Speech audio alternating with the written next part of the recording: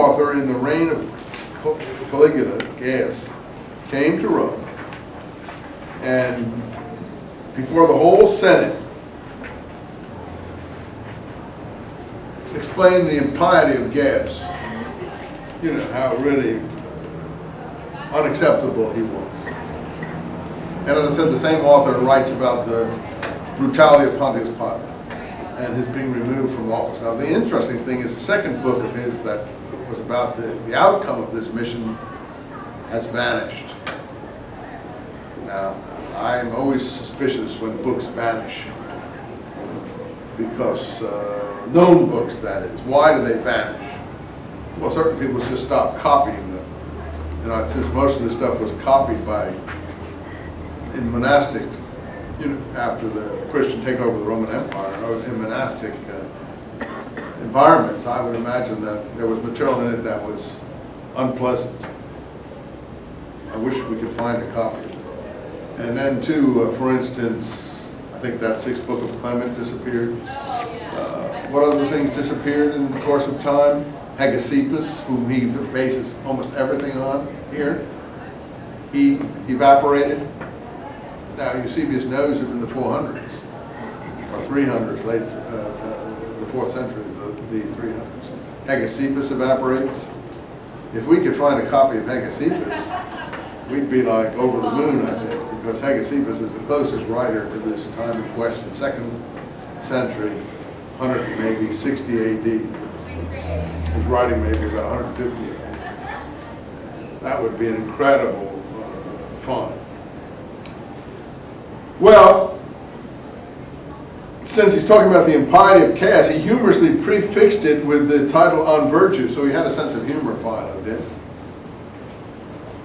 He died around this time too, Philo, so it's hard to... During this time, Paul also finished his journey from Jerusalem. Then he took his first, missionary journey to Illyricum, is Asia Minor. And at that time, Claudius expelled the Jews from Rome. Now that's in the Suetonius material. By the way, there's another book by Tacitus that's missing.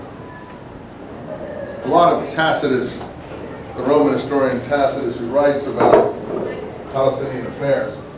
But he wrote 2 books. I've run out of...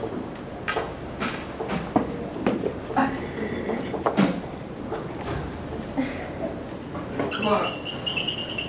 No hope, no hope. Out of here. This thing is better. It's invisible ink. There it is. You want another marker? Oh, yeah, okay. Bail me out of my difficulties here. Thanks a lot.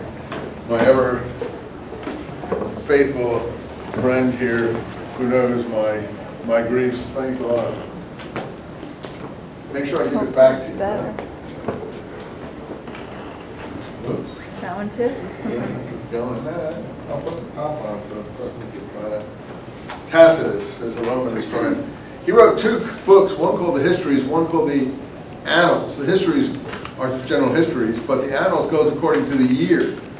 And the years surrounding the uprising against Rome and so on are missing,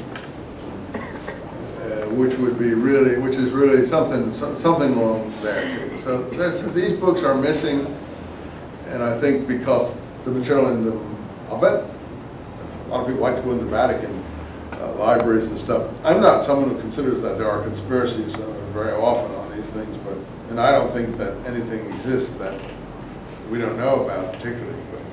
A lot of people think we went into the Vatican archives, you'd find these things. God, I wish it were so. I'd need a commando raid and try to grab some of these documents to see what they said. But I doubt if there's anything there. But who knows? Certainly, we'd like to know what happened to Tacitus rather. Like to know what happened to Hegesippus, Philo, and a few of these other ones. So he picks up, there's stuff about Claudius expelling the Jews from Rome, but it says at some point, I think, because of making propaganda on behalf of one Chrestus. On behalf of one Chrestus, that's in, I think, either Tacitus or Suetonius. I forget which of the 2 Roman historians from this period that is in.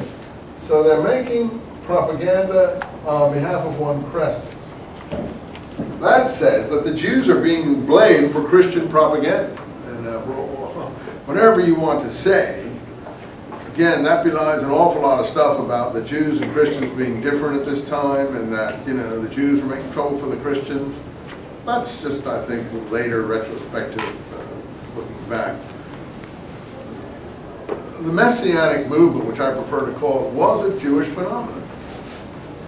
Now, that it got mixed with other things as it moved over into Mediterranean culture sphere isn't surprising, particularly we see these Therapeutae people in Alexandria and what they're already practicing, which is basically proto-Christian monastic life.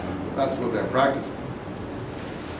Some people say it has a lot to do with the Pythagoreans too practicing a similar lifestyle. And anyone can do a paper on Pythagoreans and the Therapeutae, that would be a really interesting topic to look down if anyone wants to get into their teeth or something like that. But anyway, because I don't know, I mean, the Pythagoreans is a really interesting subject, which I don't know anything about, needless to say.